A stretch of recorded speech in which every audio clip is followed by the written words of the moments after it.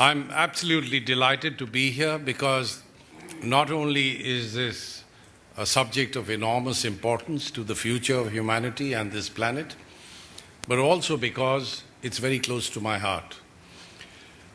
Just think of it. At the beginning of the 20th century, the population of the globe was 2 billion people. We are now well over 7 billion, and in the next couple of decades, we would be adding another 2 billion. That's the rate at which the population is growing. The demand for the biological need for food and nutrition is growing. Fortunately, we've been able to manage the demand, at least in the aggregate, even though there are huge areas of deficiency all over the world. We've managed this largely because of technological change. But technological change also has its limits. It also has its negative externalities. I come from a country where everybody thought that, India would be the sort of recipient of food aid for decades into the future. But fortunately, the so-called Green Revolution brought about a major shift. But it's not been without cost. The result has been that the groundwater in those parts of India, which are supposed to be the granaries of the country, has now got polluted to the extent that in one particular location there's a train that goes to another city, and that's called the Cancer Express, because the people who are dependent on that groundwater have a large incidence of cancer. Now we have tensions, we've got problems, we've got conflicts all over the world. And as it happens, climate change exacerbates these stresses. But climate change also has impacts which go far beyond the exacerbation angle of what happens to the stresses that already exist. And I want to highlight the fact that in a world where we've got these disparities, we've got these inequities in terms of both production and supply of adequate nutrition, we also are now imposing another problem and another very serious impact or set of impacts that are going to make food security even more challenging.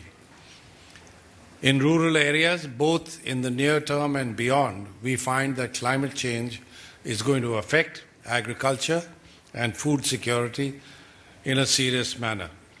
It's going to affect water availability and supply, and it's also going to impact on agricultural incomes. Because when that happens, then people are unable to bring about any improvement in their lifestyles, in their livelihoods, and to bring about any kind of innovation, even in agriculture. So this disability in itself is going to be a major drag on improvements in agricultural output. What's also happening is that there are shifts in production areas of food and non-food crops, because as the climate is changing, those crops which grew there yesterday will certainly not grow today or tomorrow, and therefore there's a shift which is taking place. Added to this is the problem of marine species. When I was last in the Maldives Islands, I was told that that particular nation of over 1,000 islands, very low-lying and highly risk-prone as far as sea level rise is concerned, has been a major exporter of tuna. But the availability of tuna fish in that location has now gone down significantly. Why? Simply because with climate change, there's migration of species. And the fish that existed in one part of the world, particularly in tropical and subtropical areas, are now moving to temperate locations where they find the same temperatures, the same climatic conditions. But we're also messing up the health of the ocean in the sense that 30% of the carbon dioxide that's been emitted since the beginning of industrialization has gone into the oceans. So we have a serious level and a growing problem of ocean acidification. And all of that obviously will have impacts on marine species of various kinds. We know that for major crops, climate change without adaptation will have growing negative impacts. And this in the wake of a growing population. So we clearly have a major gap that's yawning already, and it's going to become even larger in the future. In 2011, the IPCC brought out a special report on extreme events and disasters. What did that reveal? It showed that there would be greater impacts on sectors with closer links to climate. These are water. Water availability is going to be impacted. Why? Because there are two types of extreme events which are on the increase. One is heat waves, the other is extreme precipitation events. So much so that in those parts of the world where you have a decline in average precipitation, the bulk of it is still going to take place in the form of very heavy precipitation. So as a result, you would find that the water that would be available in the future is going to be much more sporadic, and it's not going to be impounded and stored, so that in periods when you need that water, it's not going to be available. And when you perhaps don't need it, you get an excess of it, because you'll have floods, you'll have damage that's taking place as a result. So all of that is going to affect agriculture and food security. And clearly those sectors, as I said, which are close to climatic conditions are the ones that are going to be worst affected. These include agriculture, of course, but also forestry and tourism. Now, how do we bring about a change, and how do we mitigate the emissions of greenhouse gases? We have estimated in the fifth assessment report of the IPCC that 24% of the emissions come from the sector which includes agriculture, forestry, and land use. That's almost a quarter of the total emissions. So we also need to make sure that agriculture doesn't increase its share of emissions in the future. And this calls for research and development. This calls for ensuring that our cropping patterns and practices are such that we minimize the emissions of greenhouse gases. But what is vitally important for all of us collected here and all over the globe is the fact that we also have to bring about changes in behavior, lifestyle, and culture. His Excellency the Minister told us about the problem of obesity, the problem of lack of nutrition, and therefore we really need to tackle this problem also through behavioral changes.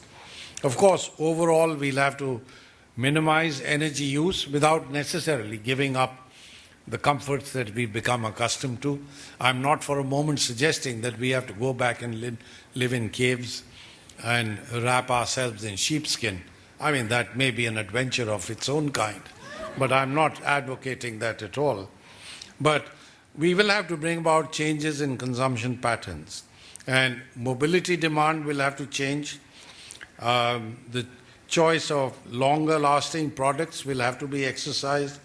I recall when I had the privilege of accepting the Nobel Peace Prize on behalf of the IPCC, Kevin Spacey interviewed me, because in the evening they have a short video presentation on those who are receiving the prize.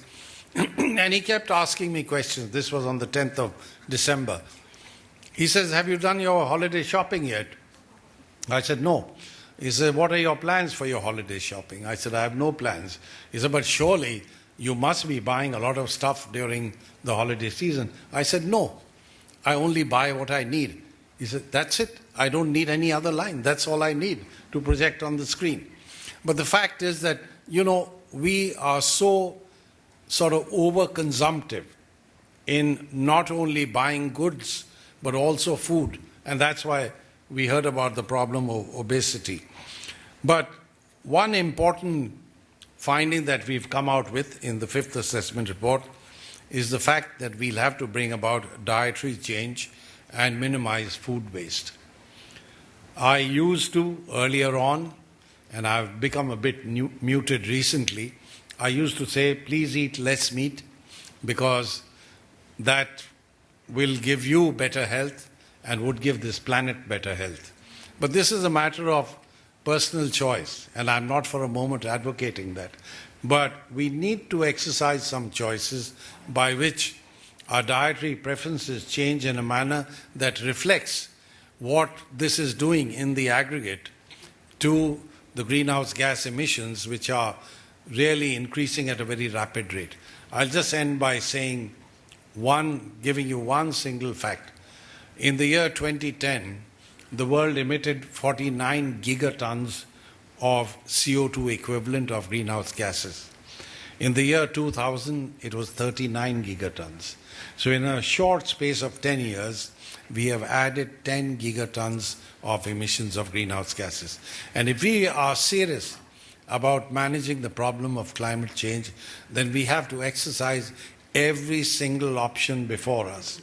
And dietary change is certainly going to be an important part of it. And we need to do that ourselves because, as Gandhi said, be the change you want to see in the world. Thank you.